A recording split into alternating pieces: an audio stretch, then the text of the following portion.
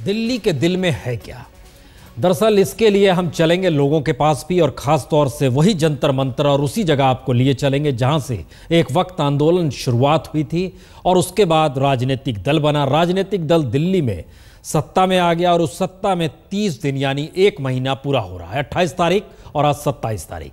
इस 1 महीने के भीतर क्या कुछ रहा दिल्ली के साथ? दिल्ली के लोगों का हाथ जला या दिल्ली सरकार के हाथ खाली रहे, या सब कुछ भरा भरा सा नजर आ रहा है?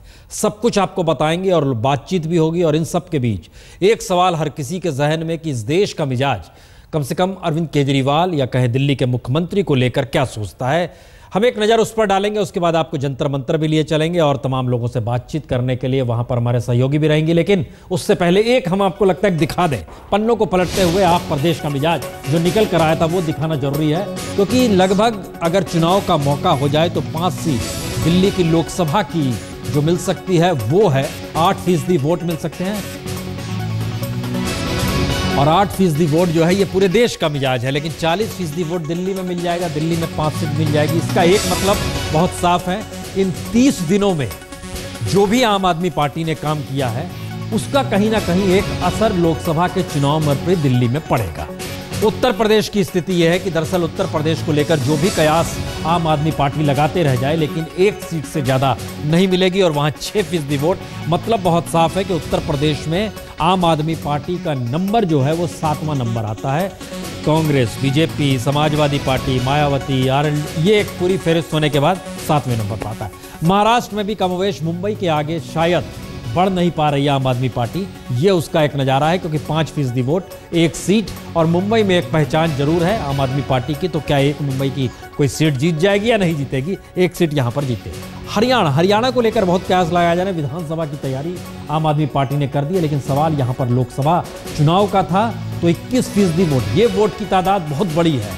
अब ये सवाल है क्या ये 21% वोट कंसंट्रेट एक जगह नहीं है बल्कि पूरे राज्य में है? तो यकीन है, इसीलिए 1 सीट। कर्नाटक में 1 सीट, ये बड़ा महत्वपूर्ण है, क्योंकि कर्नाटक में एक वक्त जस्टिस हेगड़े साथ खड़ा हुआ करते थे, लेकिन अब बेंगलोर में वह भी साथ नहीं खड़े हैं। इसलिए ये सारी परिस्थिति निकल कर आ रही है कि दरअसल इससे ज्यादा नहीं। एक चंडीगढ़ की सीट है, ये बड़ी महत्वपूर्ण सीट इसलिए है क्योंकि चंडीगढ़ से जो कांग्रेस के उम्मीदवार हैं बीते दिनों वो टेंटेड हो गए, रेल मंत्री नाम, तो वहां पर 38% वोट के साथ ये आ सकते हैं। और चंडीगढ़ में बड़ी सीधी फाइट होती है कांग्रेस बीजेपी के बीच, तो आम आदमी पार्टी की एंट्री। अब इसमें हम एक चीज दिखा रहे हैं कि अगर 8% वोट मिलते हैं तो ये 10 सीट पूरे देश भर में है। लेकिन सवाल ये है कि अगले 3 महीने में क्या कुछ हो सकता है या नहीं हो सकता, ये तो दूर की गोटी है। लेकिन इन सब के बीच अगर ऐसा हो जाए, 13% वोट हो जाए, तो क्या होगा? 30 सीट मिल जाएगी, जो एक एनालिसिस किया गया है। 18% वोट हो जाए तो 50 सीट मिल जाएगी। ये सारे कयास हैं जो हवाई वाले हैं। फिलहाल हम आपको बता दें, मौजूदा वक्त सिर्फ 8% पे है और 10 सीट का है, लेकिन ये बढ़ा इसलिए रहे क्योंकि 3 महीने का वक्त है। दिल्ली सरकार काम कर रही है, कह रही है जन लोकपाल भी आ जाएगा, स्वराज भी आ जाएगा, और ये तादाद अगर बढ़ते बढ़ते 33% तक पहुंच जाए तो कमाल हो जाएगा। इसका मतलब यह है कि बीजेपी और कांग्रेस को जितने वोट चाहिए उससे कम वोट में ये 300 सीट पर पहुंच रही है बीजेपी। कांग्रेस को इसके लिए मिनिमम 35% चाहिए, यहाँ पर 33% में ये खेल हो रहा है। और अब सीधे आपको लिए चलते हैं जंतर मंतर। अंजना ओम कश्यप वहीं पर मौजूद है। अंजना, जरा दिल्ली के दिल में क्या है, जरा मिजाज भी बताइए। लोगों से बातचीत भी गई और लोग जानना चाहते हैं कि बीते 30 दिनों में दिल्ली धड़क कैसे रही है। बिल्कुल, बहुत महत्वपूर्ण शब्द भड़कना, और वो भड़कना अब दिख रहा है प्रसून। जी हाँ, नमस्कार, आप देख रहे हैं आज तक आपके साथ मैं हूँ अंजना ओम कश्यप। हम मौजूद है जंतर मंतर में, दिल्ली के दिल में। लगभग 2-3 बरस पहले इसी जंतर मंतर से एक आंदोलन की शुरुआत हुई थी। कहा गया कि अगर विकल्प चाहिए, अगर व्यवस्था को बदलना है तो आपको राजनीति में आना होगा। आंदोलन से सरकार तक और सरकार से वापस रेल भवन के बाहर आंदोलन तक। अरविंद केजरीवाल के हिस्से में क्या दिल्ली की जनता अरविंद केजरीवाल की सरकार बनने के 1 महीने के बाद क्या सोचती है उनके बारे में? क्या वाकई जनता में वो आक्रोश, वो गुस्सा है जिसका कांग्रेस या बीजेपी कर रही है दावा, या फिर जनता दिखाएगी थोड़ा सा और इंतजार और बताएगी कि हाँ अरविंद केजरीवाल हम हैं आपके साथ? यही सवाल सीधे दिल्ली की जनता से पूछते हैं। सबसे पहले एक सेकंड, एक पोल करते हैं। आप में से कितने लोग ये मानते हैं कि अरविंद केजरीवाल ने पिछले 1 महीने में जो काम किया है वो प्रशंसनीय है, उन्हें और वक्त देना चाहिए? हाथ उठाइए। लेकिन एक बड़ा हिस्सा है यहाँ पर जो मानता है कि ऐसा नहीं हो रहा है। इनसे पूछेंगे कि ऐसा क्यों है। क्या वाकई जो वादे किए गए थे उस पर वो खरे उतर रहे हैं या फिर नहीं। विजेंद्र गुप्ता हमारे साथ भारतीय जनता पार्टी का पक्ष रखने के लिए जुड़ गए हैं। विजेंद्र जी के लिए तालियां बजा दीजिए, तालियां बजा दीजिए विजेंद्र जी के लिए। शोभा ओझा जी हमारे साथ कांग्रेस पार्टी की तरफ से, उनके लिए भी तालियां बजा दीजिए। कुछ ही देर में गोपाल राय साहब हमारे साथ पहुंचेंगे, लेकिन कहना दिलचस्प है कि आम आदमी पार्टी की ट्रेन अभी से लेट होने लगी है। पहले शो के लिए वक्त पर पहुंचते थे, अब उनकी पार्टी के नेता शो के लिए लेट से पहुंच रहे हैं। लेकिन सवाल यह है कि दिल्ली की जनता को जो वादे किए थे उस पर वो कितने खरे उतर रहे हैं, और इसीलिए जनता के सीधे सवाल लेते हैं। आप लोग जो मानते थे कि नहीं हुए वादे पूरे, बोलिए क्या लगता है? मैम, जो सोमनाथ का इशू था, क्या ये मानते हैं आम आदमी पार्टी वाले कि जो लॉ मिनिस्टर की एक डेफिनेशन होनी चाहिए उस पैरामीटर्स को सोमनाथ मीट करते हैं या नहीं करते? मतलब कानून मंत्री है, कानून तोड़ रहे हैं। पूछेंगे, इस पर सवाल पूछेंगे, गोपाल राय जी का इंतजार करना। मैम, इनका 10th पॉइंट था, स्थायी और नियमित कार्यों में ठेकेदारी पर कर्मचारियों को रखने की प्रथा बंद करके सभी लोगों को नियमित किया जाएगा। लेकिन आज ये बोलते हैं कि पदों को स्थायी करा जाएगा। पदों को स्थायी करने का क्या मतलब है? झूठे वादे करते हैं लोग। मतलब ये वादा उन्होंने नहीं निभाया है। ठीक है, इधर के भी सवाल लेंगे, कुछ इधर के। सचिवालय पर जो गेस्ट की टोपी पे क्या लिखा है, कुछ नया दिखता है? अतिथि अध्यापक, दैनिक मजदूर, हम दिहाड़ी के मजदूर हैं और सचिवालय के सामने 13 दिन से कड़कती ठंड में बारिश में वहाँ बैठे हैं और आज तक केजरीवाल जी क्या सिसोदिया जी भी कोई भी हमसे मिलने तक नहीं आया वहाँ तक आज तक। ये चलिए, गोपाल राय जी पहुँच रहे हैं, हमें दिख रहा है एक नजर से। आप जल्दी आइए। मैम, मेरे को बस यही कहना है कि माना कि केजरीवाल जी की सरकार 1 महीने में अनएक्सपीरियंस है, ठीक है, मैं मानता हूँ, लेकिन लोगों को यहाँ पे क्या चाहिए? विकास चाहिए। विकास का काम ना हो करके यहाँ पे वो 20 दिन वो मतलब हाईलाइटेड हमेशा रहते हैं, कभी धरना कर रहे, कभी ये कर रहे हैं। अरे कम से कम पहले वो जो विकास का काम है, जो उन्होंने वादे किए उन्हें पूरा कीजिए। मेरा यही कहने का मतलब है कि जो उन्होंने अपना वादा किया है वो उन्हें पूरा करना चाहिए और मोटिव भी यही होना चाहिए। चलिए ठीक है, यही सवाल लेते हैं। गोपाल राय जी आ गए हैं। गोपाल राय जी को जल्दी से माइक लगाइए, उन्हीं से बहुत सारे सवाल आज आपके हिस्से में आने वाले हैं। इस हिस्से से जो लोग मानते हैं कि काम हुआ है, आपका क्या सवाल? आम आदमी पार्टी को और समय देना चाहिए।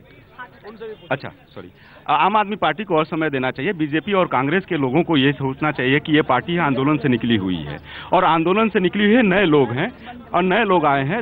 अभी ये सरकार को समझने का, राजतंत्र को समझने का इनको मौका मिलना चाहिए। दूसरी चीज ये है, इनको चाहिए कि सहयोग करें। एक नया प्रयोग किया जा रहा है देश में। क्या प्रयोग ये हो रहा है कि आदमी पार्टी को अपने प्रयोग ये हो रहा है कि कम से कम बतानी चाहिए कि वो पानी कितने दिन में 100% घरों में इसलिए देना पड़ेगा, क्योंकि एक बीज को भी अगर हम मिट्टी में डालेंगे तो उसको उगने के लिए भी बहुत टाइम लगेगा। तो थोड़ा सा समय उनको देना चाहिए। उनको समय की बहुत समय। कितने लोग मानते हैं कि समय देना चाहिए? एक सेकंड, कितने लोग मानते हैं समय देना चाहिए? CM must understand what is his responsibility. Hindi बोलिए ना सर। मुख्यमंत्री को यह समझना चाहिए कि उसकी क्या रिस्पॉन्सिबिलिटीज हैं और धरना देने से कुछ नहीं होता। एक मुख्यमंत्री होता, तो धरना दे रहे हो। सवाल जवाब का सिलसिला शुरू करते हैं। मैं आऊंगी, आप सबके पास आऊंगी। गोपाल राय जी, आंदोलन से सरकार तक, सरकार से वापस आंदोलन तक, ये क्या दिया आपने दिल्ली की जनता को? वोट इसलिए नहीं किया था कि आप धरना दें, वोट इसलिए दिया था कि आप काम करें। 1 महीना बीत गया, क्या हासिल किया? देखिए, भारत के राजनीतिक इतिहास में एक पहली पार्टी है पूरे देश के अंदर 1 महीने में जितना आम आदमी पार्टी ने काम किया है। किसी भी हिंदुस्तान के कोने में एक सरकार का कोई नाम बता दे जिसने 1 महीने में इतना काम किया। एक सरकार का नाम बता दो। बोलिए, शोभा जी बोलिए, कांग्रेस पार्टी की तरफ से। प्लीज, कोई सुन नहीं पाएगा। 1 सेकंड प्लीज। 1 महीने से काम की जो बात करिए आम आदमी पार्टी कि 1 महीने से उन्हें क्या कोई और नहीं कर सकता। मैं मानती हूँ कि जो लॉ मिनिस्टर ने किया 1 महीने के अंदर सरकार में आने के बाद खास बनकर वो कोई नहीं कर सकता। जो मुख्यमंत्री जो आंदोलन के बैठे नियम कायदे कानून को तोड़कर कोई और मुख्यमंत्री नहीं कर सकता। कोई टाइमलाइन है आपके समर्थन से? इनकी समर्थन नहीं है। इन्हें 18 पॉइंट पे दिया था, जो 18 टाइमलाइन 18 मुद्दे कब तक? देखिए, उसमें हमने कहा था ये अच्छा काम करना चाहता है। इनने वादा करा था दिल्ली की जनता को, तो हम उनको वादा पूरा करने का मौका दे रहे थे। विजेंद्र गुप्ता जी, आज आपके तमाम विधायक गए थे वहाँ पर, लेकिन कानून केजरीवाल जी से बात हुई, निकल गए। सवाल ये है कि 1 महीने में क्या किया क्या नहीं किया, उस बहस पर बहुत ज्यादा पढ़ने से फायदा इसलिए नहीं है कि एक्सक्यूज ले सकते हैं कि 1 महीना कम है, लेकिन 1 महीने में जो ब्लंडर इन्होंने किए वो इतने बड़े हैं कि जिस पर पूरे देश के सामने इनका असली चेहरा सामने आ रहा है। पहला इन्होंने चिन्नॉय को पार्टी ज्वाइन की और प्रशांत भूषण दोनों कश्मीर के मामले में ट्वीट करते हैं चिन्नॉय यासीन मलिक क्रिटिकल ऑफ हुर्रियत, यानी यासीन मलिक हुर्रियत की बुराई क्यों कर रहा है, इससे कश्मीर को अलग करने का जो हमारा एजेंडा है वो डिस्टर्ब हो रहा है। ठीक है, कश्मीर का उसके बाद सब कश्मीर को भारत से अलग करने वाले एक हो जाओ और जो आपके आपस के डिफरेंसेस हैं वो आप एक बंद कमरे में बैठ के सॉल्व कर लो। ये इनकी पार्टी के मिस्टर कमल मित्रा चिन्नॉय ने ये ट्वीट किया है। दूसरा, प्रशांत भूषण भी यही बात कहते हैं। तो एक तो कश्मीर के मामले में इनका ये व्यू है इनके लोगों का। दूसरा इनका मंत्री कहता है पत्रकार को, मीडिया को इनका मंत्री कहता है सोमनाथ कि सवाल पूछने पर कि मैडम आपको मोदी जी ने कितने पैसे दिए हैं, ये सवाल पूछने। एक सेकंड, उसके बाद युगांडा की गलत चिट्ठी पेश की जाती है जो युगांडा हाई कमीशन की नहीं थी।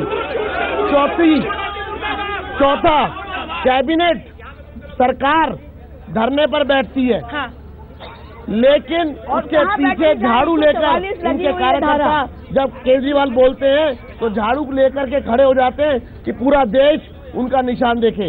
यानी कैबिनेट बैठती है तो पार्टी का निशान लेकर उस मंच पर कोई कार्यकर्ता क्यों आया, इसका मतलब 1 मिनट, अभी बहुत सारी चीजें टाइम ले लिया आपने। FDI देखिए, आम आदमी की बारी है, एक बात बड़ी स्पष्ट हुई है इस 1 महीने में कि इनके पास मुद्दों में स्पष्टता नहीं है।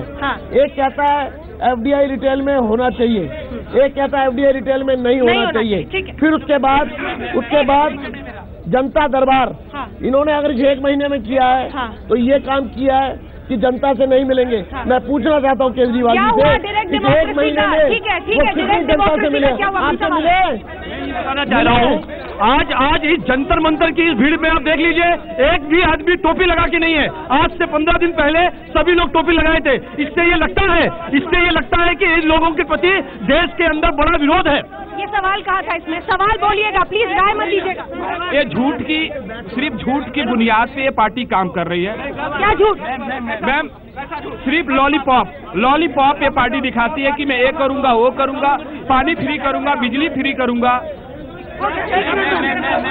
अन्ना के अहिंसक आंदोलन से निकली हुई पार्टी के नेता अपने को अराजकतावादी कहते हैं। ये कौन सी राजनीति है?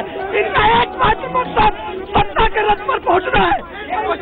मेरा क्वेश्चन आम आदमी पार्टी से है, इन लोगों ने इन्फोसिस जैसे चॉपसअप चलाने वाले बेईमानों को 1 महीने में भर्ती किया, जो कि जिनके ऊपर दर्जनों, इन्फोसिस के जो चॉपसअप चलाने वाले लोग हैं जिनके ऊपर बेईमानी के दर्जनों केसेस हैं, अरबपति लोग हैं, उनको इन्होंने भर्ती किया। ये बताएं कि आम आदमी की परिभाषा क्या है? आम आदमी कौन है? अरबपति, बेईमान? आम आदमी कौन है? क्या भटक गए हैं?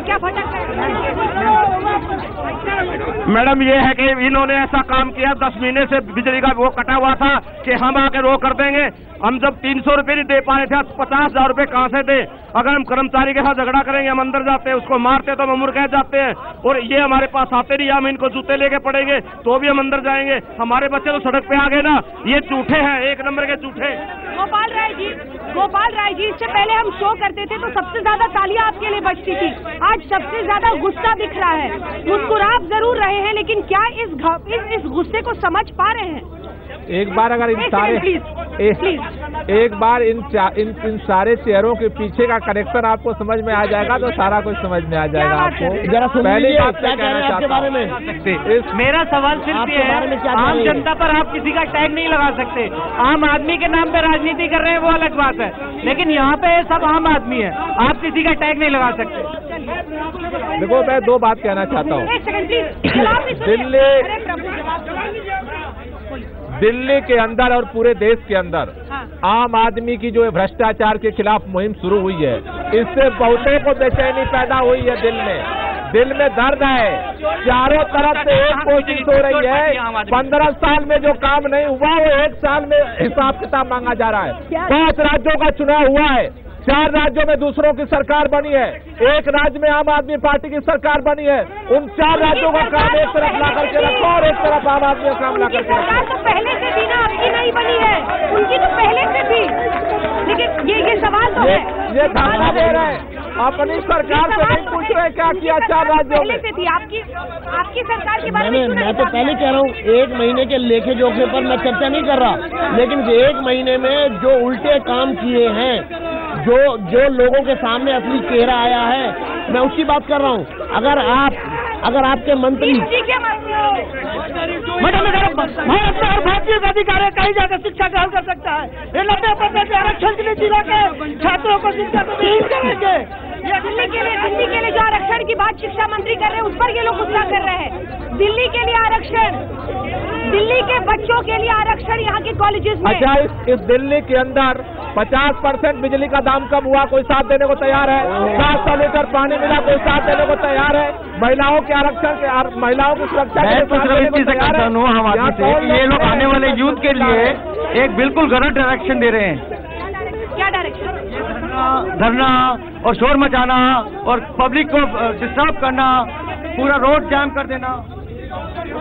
ये जो लड़की का मुद्दा था अभी वहाँ पे क्या नाम है सागरपुर में, उस लड़की की FIR के लिए हम दौड़े थे, हमने SHO से लड़ाई करी थी। उसके बाद 10 दिन के बाद उस लड़की को थिनर डाल दिया जाता है, उस पर आग लगा देती है। तब CM साहब कहाँ थे? तब CM कहाँ थे? तब उस टाइम क्यों नहीं आया CM? प्लीज टीचर्स जो सचिवालय के बाहर बैठे हुए उनसे आगे कोई पूछने वाला नहीं है कि आप सर्दी में बैठे हुए, हमने जो बोला था हमने झूठ बोला सारा का सारा, और हम भैया आपके वादे पूरे नहीं कर रहे, सर्दी में परेशान मत और जाके अपने काम करो, ये भी बोलने वाला। अगर मुझे ठीक से याद है मुद्दा नंबर 9 या 10 था कि हम ऐसे लोगों को रेगुलराइज करेंगे, लेकिन इस पर मुकर गए। अरविंद केजरीवाल ने बाहर आकर कहा कि भीड़ में सड़क पर सब कुछ तय नहीं होगा। बहुत गंभीर सवाल है ये गोपाल राय जी। एक ब्रेक के लिए हम रुक रहे हैं, लेकिन आपको याद दें आज रात 9 बजे आज तक पर जरूर देखिएगा अरविंद केजरीवाल से एक्सक्लूसिव बातचीत, खास बातचीत। आप देख रहे हैं दिल्ली के दिल में क्या है, कई सारी बातें कही गई थी। मंत्री सड़क पर बैठेगा, डायरेक्ट डेमोक्रेसी, जनता दरबार, सब कुछ बंद करना पड़ा। तो फिर उस नए लोकतंत्र की आत्मा कहाँ रह गई? इस 1 महीने में क्या सीखा है दिल्ली की जनता ने? क्या वो अब भी अरविंद केजरीवाल के साथ खड़े हैं? यही सवाल हम कर रहे हैं, ठीक उसी जंतर मंतर से जहाँ से इस आंदोलन की शुरुआत हुई थी। सबके सवालूंगी, पर प्लीज आप शांति से बैठे रहिए। मैम, एक तो इनसे ये पूछिए कि ये कहते थे कि हम लोगों से पूछ के विधायक चुनेंगे। अब मेरा प्रश्न ये है कि इन्होंने बिन्नी जी को जब निकाला, क्या वहाँ लोगों से पूछा इन्होंने कि बिन्नी जी को निकाला जाए या नहीं निकाला जाए? आप विरोध करके आगे बढ़े और बिन्नी साहब ने विरोध किया, निकाल दिया पार्टी से। देखिए, पहली बात यह है कि पार्टी के संगठन की एक अनुशासन है। पार्टी संविधान के तहत जो भी पार्टी की नीतियों और मर्यादा के बाहर जाएगा, अनुशासनात्मक समिति कार्रवाई करती है। मिन्नी ने अगर सवाल उठाना था, उनके पास बहुत सारे प्लेटफॉर्म थे, लेकिन दूसरों का जब राकेट बनेगा तो कार्रवाई। आपने कहा कि हमने नए शेल्टर बना दिए, इस दिल्ली के अंदर 15 साल में 172 बसेरे बने। 15 दिन में सरकार ने 275 बसेरे बनाए हैं। आज की तारीख में 100-150 वाले दिल्ली में रात में घूमते हैं। इसलिए मैं कहना चाहता हूँ कि जो ये सरकार काम कर रही है, जो मरे उसकी जिम्मेदारी किसकी है? हमारी जिम्मेदारी है। दोस्तों, काम बहुत ज्यादा हुआ है, बहुत ज्यादा हो रहा है।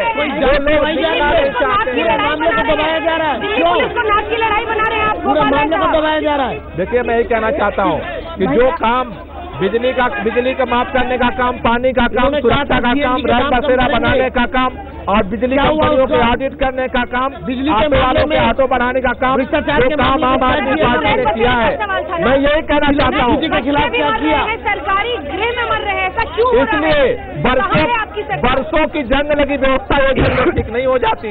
बरसों से जो जंग लगी व्यवस्था है, 175 और 275 इन्होंने कहा सारे सबूत है कांग्रेस के नेताओं के खिलाफ। नहीं डाले, इन्होंने कहा कि हमारे पास सारे सबूत हैं, भ्रष्टाचार के, कॉमनवेल्थ खेलों के भ्रष्टाचार के, बिजली के गबन के। कहाँ गए वो? शीला दीक्षित पर चुप क्यों हो गए? इस पर तो कई बार इससे सवाल कर चुकी हूँ, लेकिन उस पर कुछ जवाब नहीं।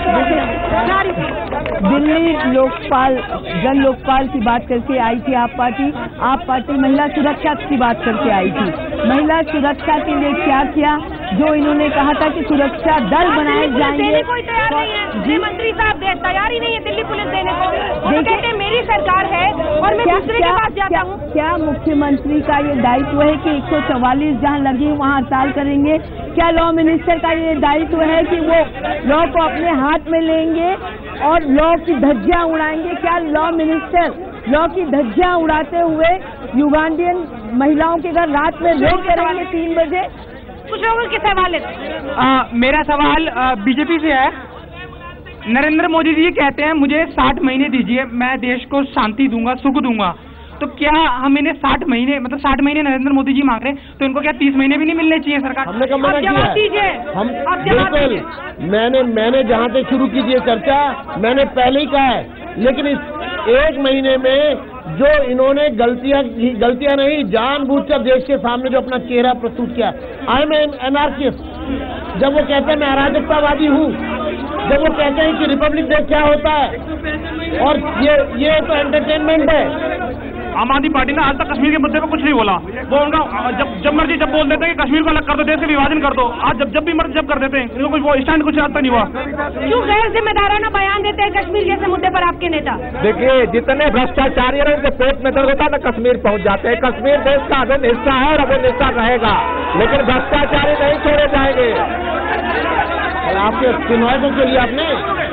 चिन्मय ने तो क्या बोला, मैं आपके सामने पढ़ के सुनाया। गोपाल राय जी से पूछना चाहता हूं कि इस 1 महीने के अंदर इस सरकार ने एक भी वायदा नहीं करा, सारे झूठे वायदे करे, काम एक भी काम इसने नहीं करा। ये जवाब दे, एक भी कोई काम कराओ, एक काम नहीं कराओ। तो ये राय साहब, मैं अरविंद केजरीवाल जी की कंस्टिट्यूएंसी से आता हूँ। हेलो राय साहब, एक्सक्यूज मी, सुन लीजिए सर।